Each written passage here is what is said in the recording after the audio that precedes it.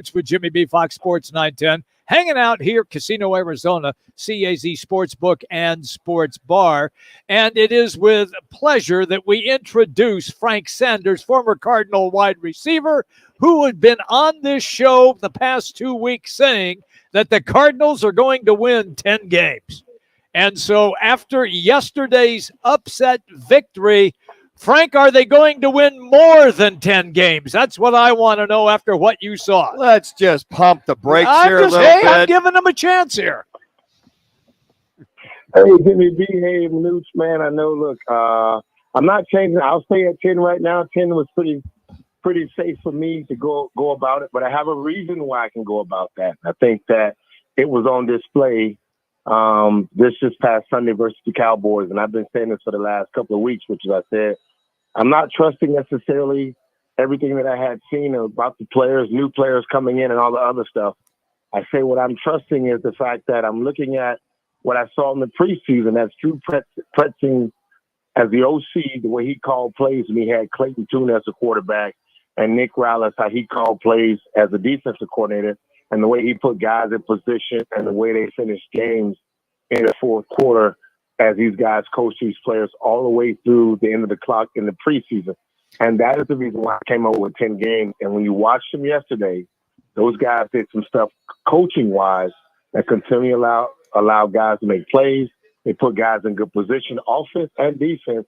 And I think that's just a good formula and a good sign to see that the Cardinals are heading in the right direction. Well, a couple of those guys I think were long overdue, LONNNG, overdue, was Hollywood Brown and Rondale Moore. To see Rondale Moore come out of the backfield and utilized. And then at times, Frank, you very animated Hollywood Brown on the sideline about, look, you could kind of read his lips and say, hey, look, I'm open. I mean, I've got that guy. And they got the ball to him.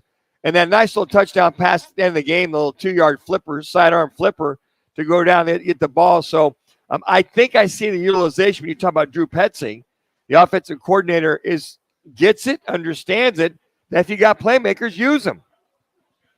I 100% agree with you, man. Look, this team doesn't lack talent. I mean, we got to look at the fact that I said this earlier, that I think Monty has done a wonderful job of going out and get a bunch of players from different places that have been on winning teams or places that just they've created a good atmosphere of guys that they know how to win. They brought guys into the fold, and you just look at Kazera White, man, just a true leader on the defensive side of the ball. Offensively, you can't ask for a better position than what you're watching, how coaches moving players and putting guys in place. We've seen the A set, and that's 2 tight ends and 1 back, more than we've seen in 3 games, and we've seen all 4 years through the Arizona Cardinals. JC rushed for almost 200 yards in 2 back-to-back games. We hadn't seen him do that any time in the timeline. And that's to my recollection, Manooch, and his timeline here with the Cardinals were under Cliff's offense. They're doing stuff, and they're putting guys in play. They're giving guys an opportunity to make plays. And I'm glad to see what's taking place offensively as well as defensively, based upon where they're calling the plays. They're changing things up. They're moving guys around. They're motioning people in the right spot. And you got to give your guys the best opportunity to make plays, to use their gifts and talents. And we're watching that.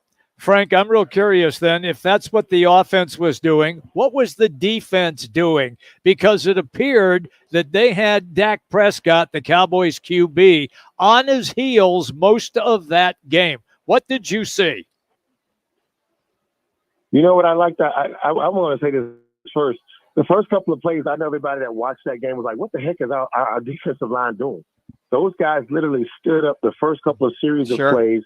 They walked around. They didn't line up in just a base 4 defense and just a 4-3 defense and put their hands in the ground.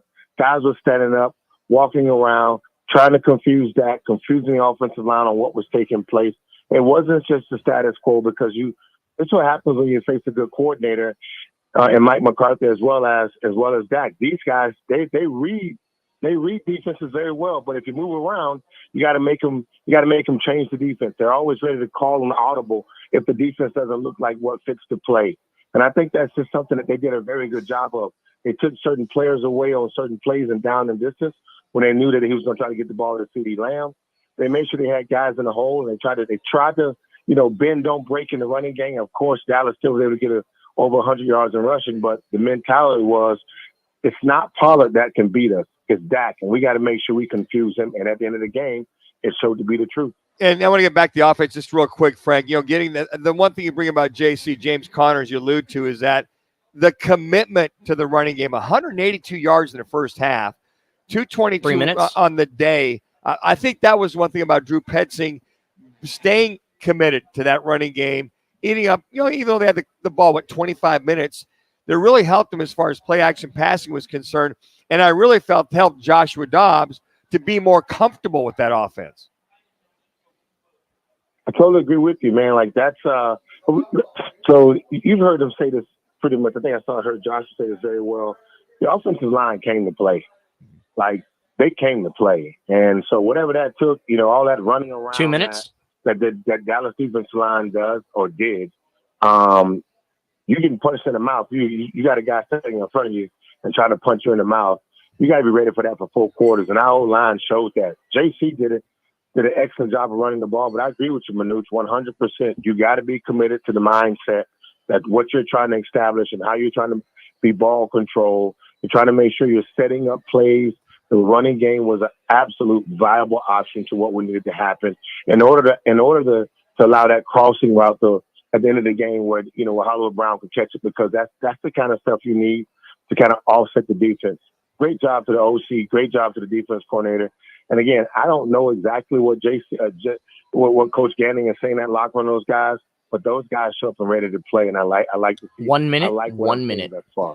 Frank, I'll let you go on this one quickly. How sweet was it, because the building was about 60-40 Cowboy fans, to see them have to leave State Farm Stadium with that loss? Look, anytime you can beat Dallas is going to be great. I will make this notation, man. I was at the Future for Kids bowling event this weekend, and Dennis Kardec was there, and he happened to be bowling with us as a Cardinal player. Look, he said he's extremely happy with this team. This is not the same team we've had in the past. The mentality from the losses from the Giants, as well as the Commanders, the mentality was totally different. And for him to know, or him to say that, just lets me know, man, that this team was ready for for Dallas this week, man. And I shared with him. I said, I've been in there. I played at ASU. I've been in those environments where the stadiums will flip flop. You keep winning, you'll change the nature of the stadiums, man.